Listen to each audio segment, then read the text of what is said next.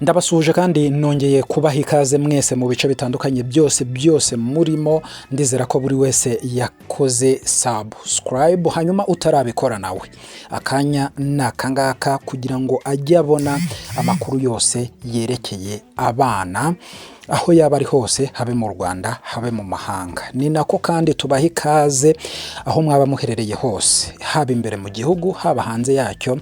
Niba mufite ibikorwa ibyo ari byo byose byerekeye abana, mwese muhawe ikaze kugira ngo dukorane. Turi Ijambo ry'Umwana akadomarwa kuri website, turi Ijambo ry'Umwana TV kuri YouTube, hanyuma tukaba Ijambo ry'Umwana ku mbuga nkoranyambaga zose. Andika Ijambo ry'Umwana urenzeho umubare rimwe, abo nibo twebwe. Ikaze rero muri iki kiganiro.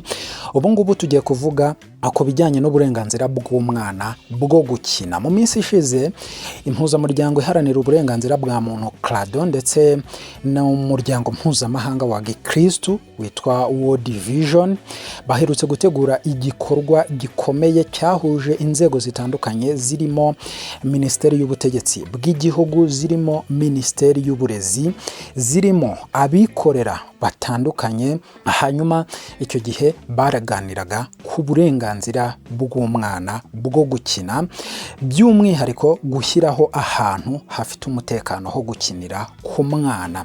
Nifuje ko tuganira kuri iki kiganiro, ariko tugafata igice kijyanye no kureba imitekerereze. Ese gukina byubaka iki mu buzima bw'imitekerereze bw'umwana? Icyo nicyo gice tugiye kuganiraho. Ndi kumwe n'impuguke mu bijyanye cyangwa se inzobere mu bijyanye n'ubuzima bw'imitekerereze bwa muntu cyangwa se ubuzima bwo mu mutwe, niba bisa. Hanyuma Nestor ari buze kutubwira ese umwana wakinnye n'umwana utakinnye batandukanira he? Wa mwana utarabashije kugira uburenganzira bwo gukina ahomba iki? Hanyuma wa mwana wagize uburenganzira bwo gukina akabona aho gukinira yunguka iki? Buriya iyo abana bari gukina abari gutekereza neza. Dufata urugero nk'umwana ukina football, atangira gutekereza ati kuki nakinnye gutya, ndaza kumuca hehe iruhande kugira ngo mucenge, cyangwa akavuga ati okay, ni irihe kosa nakoze kugira ngo badutsinde igitego. Icyo gihe yigiramo akantu ko gukemura ibibazo nanga ko gushaka igisubizo. Ako ka cognitivity, ubwonko bwe bugenda butera imbere mu gukemura ikibazo. Hari akandi rero twita ka social emotional development, ku buryo umwana iyo ugeze kuri social emotional amenya hahandi ho kugira ngo amarangamutima ye arayagenza ati.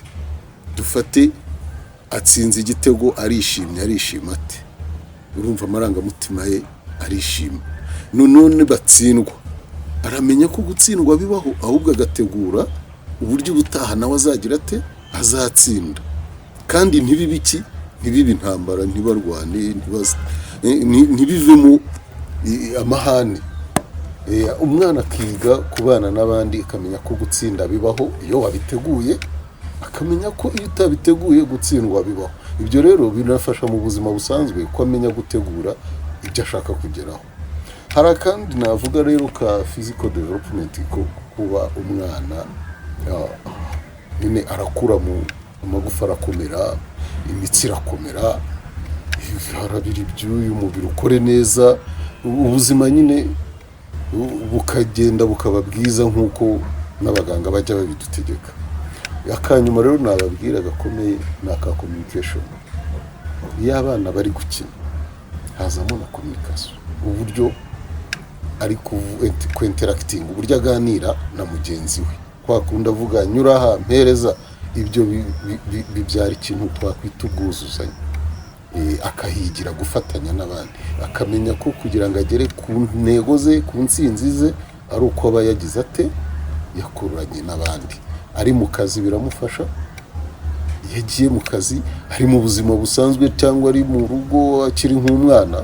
Wenda dufate ko umwana, tureke umuntu wakuze, iyo ari umwana mu buzima busanzwe amenya ko kugira ngo agire icyo akora, agere ku ntego ze, aravugana n'abandi, arakorana n'abandi. ndetse niba ari no kwiga akamenya ko ibyo atumva ashobora kubyigana n'abandi akabyumva, akamenya ko bamufasha nawe yagira ate akabafasha agatanga umusanzu.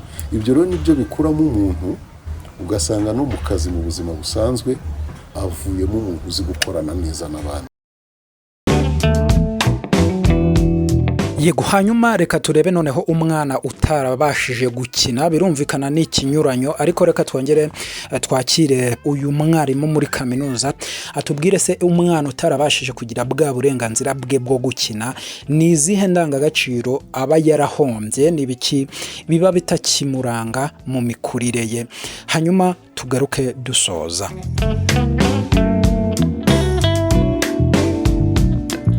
Ni ukuvuga ngo umwana utaragize amahirwe yo guca muri ubwo buzima bwo gukina, bw'imibanire, kuzamura imbamutima ze, imibanire n'abandi, kuganira, communication iri strong, uwo mwana byanze bikunze hari utuntu duke abura mu buzima busanzwe, kuko byanze bikunze hari icyo bita antisocial behavior, usanga atari sociable, niko tujya tuvuga.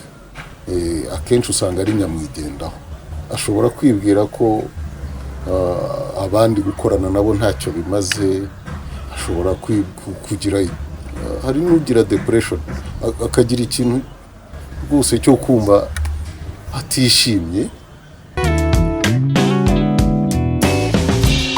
Ndabashimiye mwese ndabashimiye kubwo kudutega amatwi, nongera kubaha ikaze abakeneye gukorana natwe, imiryango irafunguye. Ndabashimiye, mbararikiye ibiganiro byacu bikurikira. Insanganyamatsiko zose tuganiraho nizerekeye uburenganzira bw'umwana, ubuzima bw'umwana kuva agisamwa kugera agize imyaka 18 niwe mwana tuba tuvuga. Hanyuma ariko uvuze umwana ntabwo asiga umubyeyi, dore ko no mu Kinyarwanda bavuga ngo impamba y'umwana ihembura umubyeyi we. Niyo mpamvu uzasanga mu biganiro byacu tugaruka no ku barezi ku mashuri, tugaruka ku muryango muri rusange, papa na mama ndetse n'abavandimwe b'uwo mwana n'abamukikije muri rusange, ariko inkuru zose dukora ziba zigaruka ku bana. Reka nizere ko mwese mwamaze gukora subscribe, hanyuma batarabikora namwe mwabikoze kuri iki kiganiro. Nongere mbahe ikaze, mujye ku mbuga nkoranyambaga zacu, mudukurikire hose ndetse musome n'inkuru zacu ziri ku ijambo ry'umwana _rwa, hanyuma tujye tubana mu bikorwa byerekeye umwana. Ndabashimiye mwese, ciao ciao.